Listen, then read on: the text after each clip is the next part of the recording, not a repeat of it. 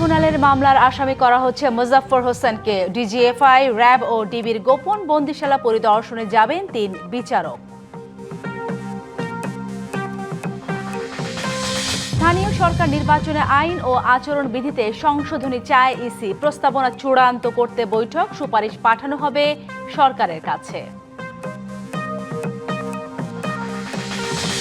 ২০২৭ সালে হজ প্যাকেজ ঘোষণা। এবার সরকারি ব্যবস্থাপনায় খরচ ৬,১৫,২৬৫ টাকা।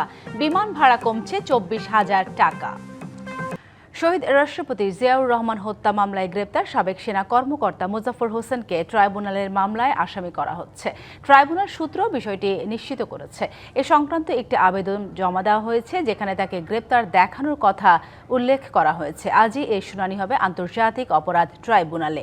এর আগে আরেক সাবেক সেনা কর্মকর্তা মাসুদ উদ্দিন চৌধুরীর সঙ্গে কথোপকথনের সূত্র ধরে ৪৫ বছর পর গ্রেপ্তার করা হয় তাকে। এরপর তাকে নেওয়া হয় জিয়া হত্যার ঘটনাস্থলে। এর মধ্যে স্বরাষ্ট্রমন্ত্রী বলছেন, জিয়াউর রহমান হত্যা মামলার এই আসামির বিচার হবে সেনা আইনে। তবে প্রসিকিউশন জানিয়েছে, মুজাফফরকে মানবতা বিরোধী অপরাধ মামলায় গ্রেপ্তার ও বিচারের সকল প্রস্তুতি সম্পন্ন হয়েছে। তার বিরুদ্ধে শুরু হয়েছে তদন্ত। এদিকে ডিজিএফআই, ডিবি ও র্যাবের গোপন বন্দিশালা পরিদর্শনে যাবেন আন্তর্জাতিক অপরাধ ট্রাইব্যুনালের ৩ বিচারক। স্থানীয় সরকার নির্বাচনকে সামনে রেখে আচরণবিধি সংশোধন ও ৫টি আইনের বেশ কিছু ধারার সংশোধনী চেয়ে সরকারকে সুপারিশ করবে নির্বাচন কমিশন। এর মধ্যে রয়েছে সিটি কর্পোরেশন, উপজেলা পরিষদ, জেলা পরিষদ, পৌরসভা ও ইউনিয়ন পরিষদ আইন। এসব সংশোধনী বাস্তবায়ন হলে নির্বাচনে প্রার্থী হওয়া সহ বেশ কিছু বিষয়ে পরিবর্তন আসবে।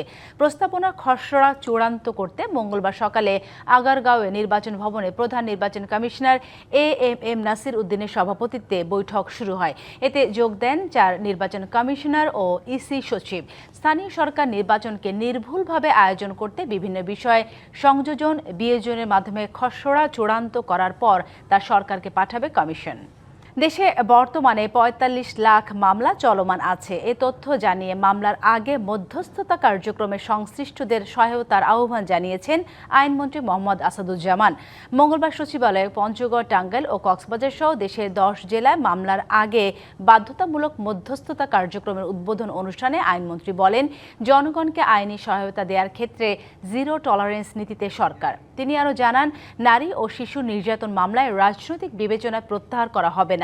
মন্ত্রীর আশা, বাধ্যতামূলক মধ্যস্থতা কার্যক্রমে মামলা জট কমে আসবে।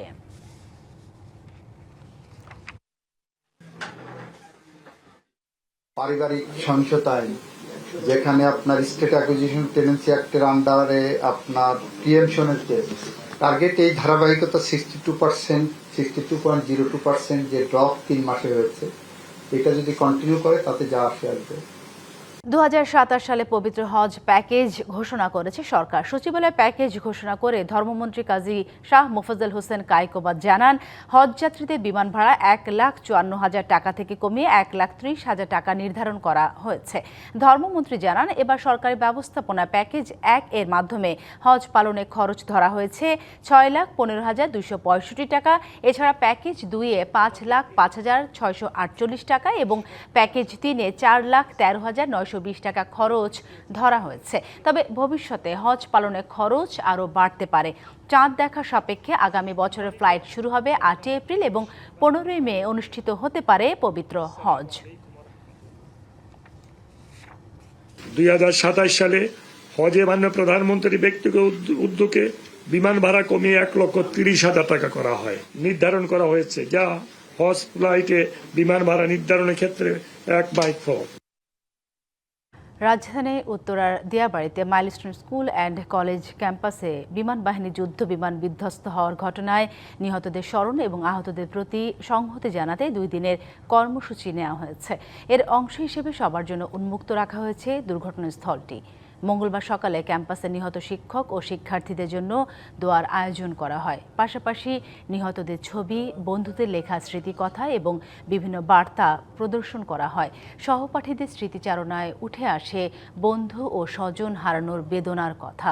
বিকেলে স্কুল শাখার আয়োজনে অনুষ্ঠিত হবে স্মরণসভা। এতে নিহতদের পরিবারের সদস্যদের পাশাপাশি অভিভাবকরাও উপস্থিত থাকবেন। এছাড়া দুর্ঘটনার বর্ষপূর্তি উপলক্ষে উত্তরাসহ মাইলস্টোনের ১৬টি শাখায় আজ ছুটি। কোনো ভাষা আমাদের নাই আল্লাহ। দেশের বিভিন্ন অঞ্চলে আবারও বাড়ছে বৃষ্টি। আবহাওয়া অধিদপ্তর বলছে আগামী কয়েকদিন কোথাও মাঝারি কোথাও ভারী বৃষ্টি হতে পারে। বিশেষ করে দক্ষিণাঞ্চল সহ কয়েকটি বিভাগে জলাবদ্ধতার শঙ্কা থাকলেও আপাতত বড় কোনো দুর্যোগের আশঙ্কা দেখছেন না আবহাওয়াবিদরা। বর্ষাকালের ছন্দে ভিজছে জনপদ। দিনের বিভিন্ন সময় থেমে থেমে বৃষ্টিতে কিছুটা স্বস্তি মিললেও নগর জীবনে বাড়ছে ভোগান্তি। কোথাও জমছে পানি, ঘটছে জলাবদ্ধতাও। তবে জুলাই মাসে এমন বৃষ্টিপাতকে মৌসুমের স্বাভাবিক বৈশিষ্ট্য হিসেবেই দেখছেন আবহাওয়াবিদ। আগামী কয়েকদিন ওই রকম এক্সট্রিম লেভেলের বড় ধরনের দুর্যোগের সম্ভাবনা নেই। যে বৃষ্টি হবে অনেকটা নর্মাল বৃষ্টি, তবে দক্ষিণাঞ্চল যেহেতু বেশি বৃষ্টি হবে ওই সব জায়গাতে আপনার সাময়িক জলবদ্ধতা হতে পারে। বিগত কয়েকদিন দেশের উত্তরাঞ্চলে বৃষ্টির প্রভাব বেশি থাকলেও আগামী ৩ থেকে ৭ দিন দক্ষিণাঞ্চলে মাঝারি থেকে ভারী বর্ষণের আভাস দেন তিনি। আগামী ২-৩ দিন বৃষ্টি উত্তরাঞ্চলে কিছুটা কম হবে, যা দেখা যাচ্ছে। মেন বৃষ্টি আপনার খুলনা, বরিশাল, চট্টগ্রাম হবে। আর ভারী বর্ষণ যেটা আছে এটা বিক্ষিপ্তভাবে মানে দেশের অনেক জায়গায় হবে। বর্ষার বৃষ্টি স্বস্তির পাশাপাশি সাময়িক ভোগান্তিও বয়ে আনতে পারে। তবে পরিস্থিতি নিয়ে উদ্বিগ্ন হওয়ার কারণ দেখছেন না আবহাওয়াবিদ। ৫ তারিখ থেকে ১১ তারিখ যে ধরুন টানা বৃষ্টি। Manjuma Afroz Nilima, DBC news, Dhaka. সাভারের আমিন বাজার এলাকায় এক নারীকে হত্যার ঘটনায় মাসুম ইসলাম নামে একজনকে গ্রেপ্তার করেছে পিবিআই। অনৈতিক সম্পর্কের জেরে গত ২রা জুলাই এই হত্যাকাণ্ড ঘটে। সকালে রাজধানী উত্তরের সংবাদ সম্মেলনে পিবিআই এর Dhaka police super NM Morshed এ তথ্য জানান। তিনি স্বামীর সাথে ডিভোর্স হওয়ায় সাভারে থাকা বড়দেশী এলাকায় মেয়েকে নিয়ে ভাড়া থাকতেন শারমিন আক্তার। কিছুদিন পর মাসুম ইসলামের সাথে পরিচয় হয় তার, পরে পরকীয়া সম্পর্ক গড়ে ওঠে। এ সময় মাসুমকে বিয়ের জন্য চাপ দেন শারমিন। মাসুম অস্বীকৃতি জানালে এ নিয়ে দুজনের মধ্যে ঝামেলা হয়। ২রা জুলাই রাতে শারমিনকে শ্বাসরোধ করে হত্যার পর পালিয়ে যান মাসুম।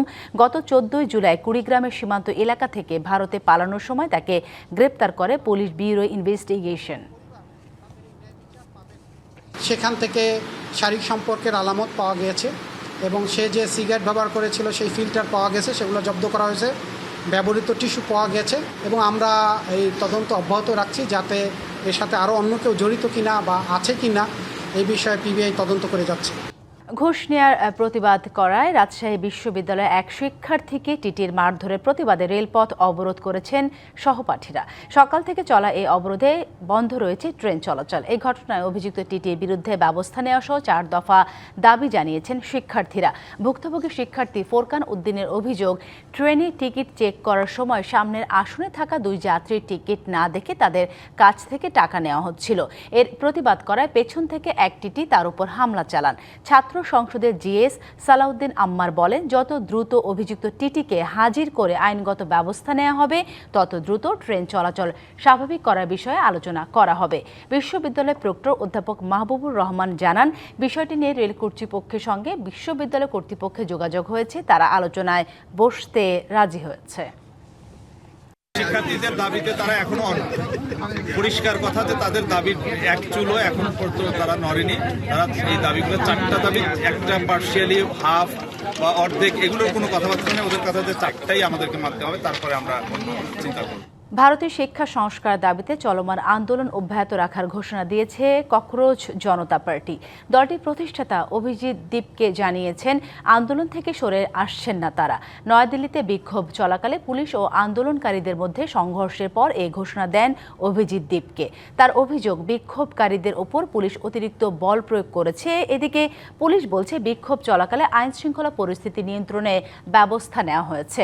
পাথর নিক্ষেপের ঘটনায় কয়েকজনকে আটক করা হয়। 10ম দিনে গড়ালো যুক্তরাষ্ট্র ইরানের নতুন সংঘাত। ইরানের বিপ্লবী গার্ড IRGC দাবি করেছে, বাহরাইন, কুয়েত ও জর্ডানে অবস্থিত মার্কিন সামরিক স্থাপনা লক্ষ্য করে ক্ষেপণাস্ত্র ও ড্রোন হামলা চালানো হয়েছে। পাল্টা হামলার কথা জানিয়েছে যুক্তরাষ্ট্র।